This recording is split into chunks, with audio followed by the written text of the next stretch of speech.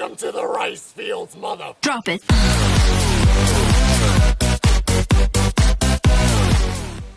Alright guys, welcome back to another Grom video. I know, shocking, I've been doing car stuff. But we have a 2025 Honda Grom. First one I've seen in person. I still don't like the plastics, it looks like a clone. Don't judge me. But this customer just installed an S1 cam and they need their valves adjusted, so that's what we're going to do. If you didn't know, Wicked Grom is pretty much a Grom specialty shop, but I do work on all the minis, Zs and TNTs, and we pretty much do whatever you need done. We can do suspension, we can do big bore kits, we can do CBR swaps, as you've seen in my previous videos. We're also a DHM dealer, so we can flash your ECU on site, so you don't got to mail it in. That's nice, quick and easy. But this one is just getting a valve job. This has a DHM S1 cam, and it's going to be, if I remember correctly, a 0.005 for intake and exhaust, so super easy. We'll get this done, we'll bang it out. I don't think I have a video on doing this. If I do, well, we'll have another one. And that's it, I got nothing. I'll put the link in the bottom, or in the description, for the cam that's in here. We can get this cam if you're locally, that's not a problem. And I'm gonna set up the camera and attack this thing. We're gonna take these timing caps off.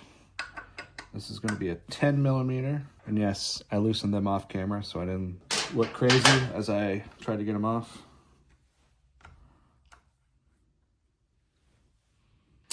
And then in here is gonna be a T and an F. We're gonna wanna line the T up with a little notch that's on the top. You can kind of see it, I'll show you when I'm done. And this is a 17 millimeter socket. And we're just gonna rotate the engine to get it top dead center. At the same time, the dot on your sprocket should line up with the little notch that's inside. Luckily, this has a clear cover, so we don't have to take it off.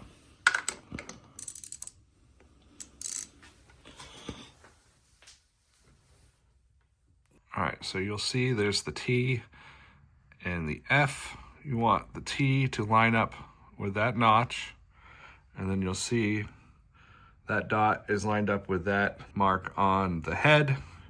Now, on 22 motors, most of them I've ever encountered, I mean, you can have this sign lined up, but when you let off the ratchet, it's gonna settle, which is fine. You can see the T kind of moved, well, the camera would focus. The T kind of moved towards the front of the bike.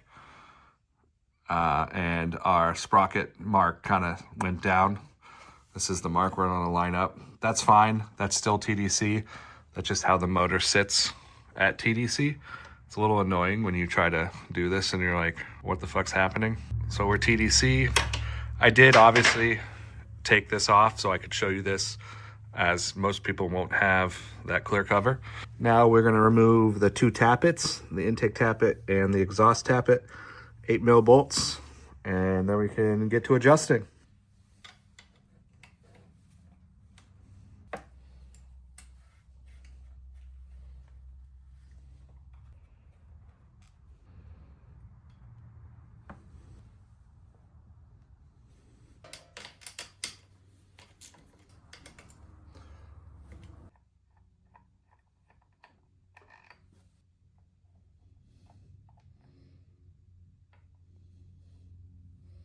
This will just drip oil, that's normal, that's just where oil puddles when the bike's off. So when this is TDC, your valve guide, you can kind of see it, it will wiggle. May not wiggle that much, may wiggle a little bit, but TDC, you'll have a little bit of movement. And I have a special tool.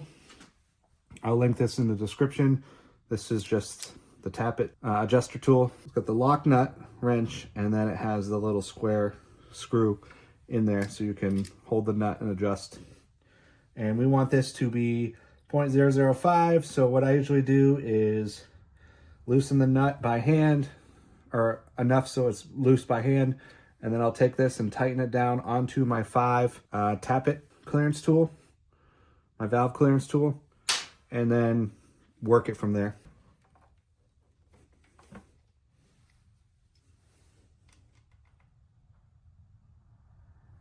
So another way to test, if you don't have a 5, but you have a 4, in a 6 is make it so the 4 goes in there like butter, and then you take your 6 and you want 6 to go in there very tight,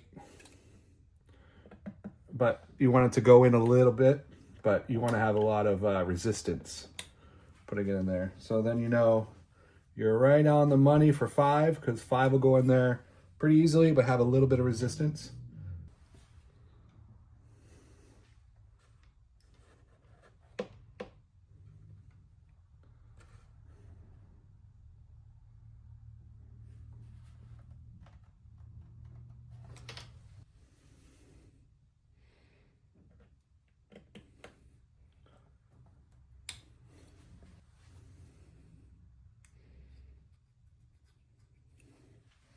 And now we're gonna do the same for the exhaust. That's the intake. And my pizza's here, so I'll be right back. 1 hour later.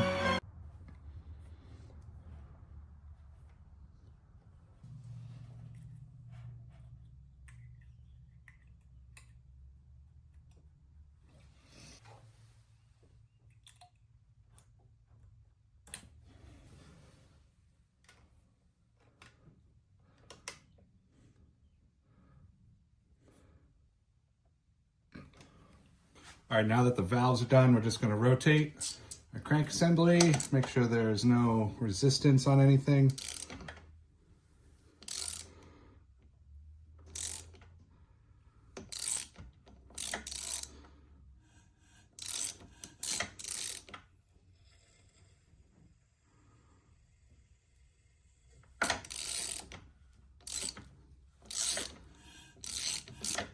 We're good.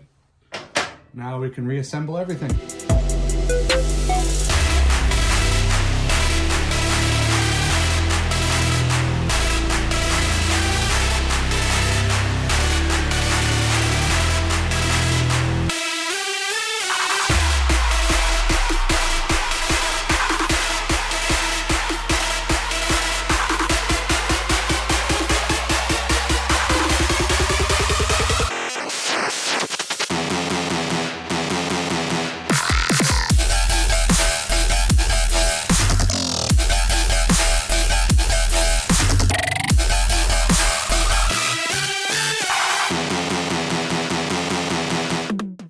All right, so it's all done. Super easy.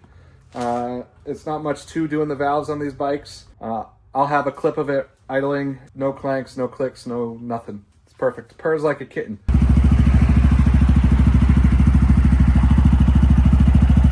As I mentioned in the beginning of the video, I'm a DHM dealer. So if you're local to me, I can get you all their parts. I can flash ECUs on site. So it's a quick turnaround, or quicker turnaround than mailing an ECU in.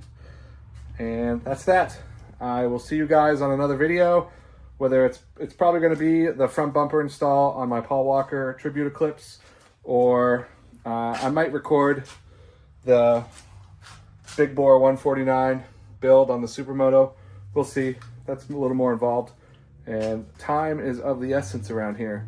So spring, and everyone is starting to get their cars and bikes out.